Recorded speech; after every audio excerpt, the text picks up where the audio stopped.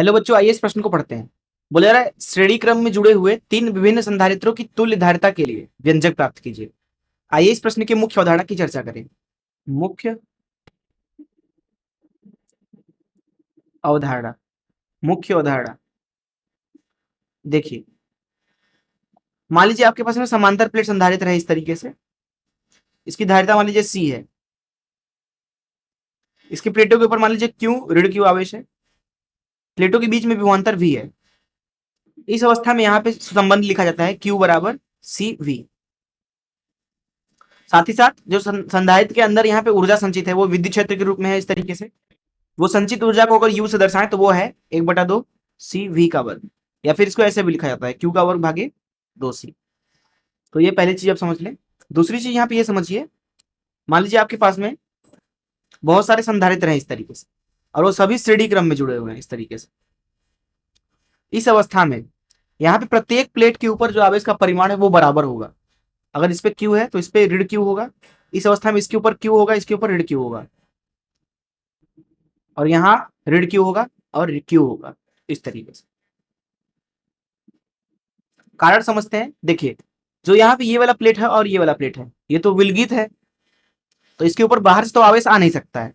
तो अगर इस प्लेट के ऊपर क्यू ऋण क्यू आ गया तो इसके ऊपर धन क्यू आना ही पड़ेगा, और इसी तरीके से बाकी प्लेटों के ऊपर आवेश का परिमाण बराबर हो जाता है। तो श्रेणी क्रम में ऐसा होता है।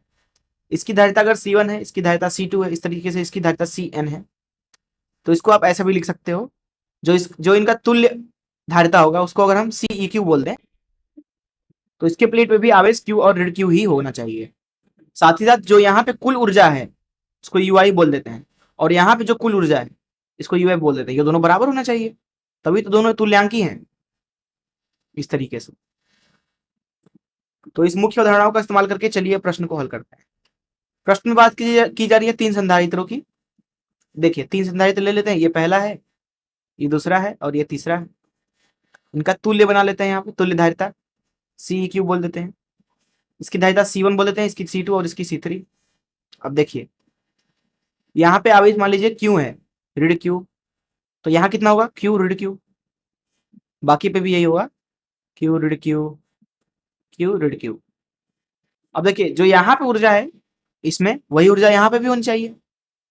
तो इसकी ऊर्जा लिखते हैं हम, कुल ऊर्जा जो हो जाएगी वो हो जाएगी U बराबर, ये कुल ऊर्जा लिख रहा हूँ, Q का वर्ग भागे 2C1। ये पहले वाले संधारित्र के अंदर ऊर्जा है, धन Q का वर्ग भागे 2C2। ये दूसरे वाले में ऊर्जा है, धन Q का वर्ग भागे 2C3। ये तीसरे वाले में ऊर्जा है।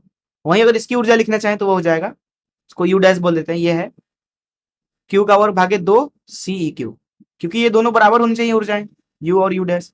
तो इसलिए हम बोल सकते हैं यहाँ पे Q का वर्ग भागे 2C1 धन Q का वर्ग भागे 2C2 धन Q का वर्ग भागे 2C3। ये किसके बराबर होना चाहिए, Q का वर्ग भागे 2Ceq के। तो यहां से आपको मिल रहा है सूत्र तुल्यांकी धारिता के लिए 1/Ceq बराबर 1/C1 धन 1/C2 धन 1/C3। यही हो जाएगा इस प्रश्न का उत्तर। मैं आशा करता हूं कि आपको इस प्रश्न का हल जरूर समझ में आया होगा। धन्यवाद।